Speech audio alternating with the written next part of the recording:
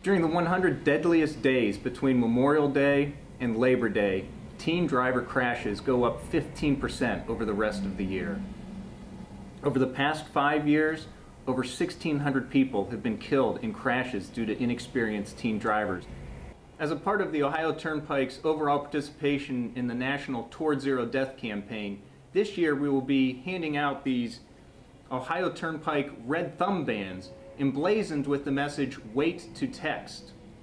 We will have them at all of our customer appreciation events, and we're distributing them to local high schools and communities along the Turnpike. We will also have a distracted driving safety awareness video contest for high school students in grades 9 through 12 this year. Please check out our website or contact your school for more information about the rules and some great prizes for helping us promote safety.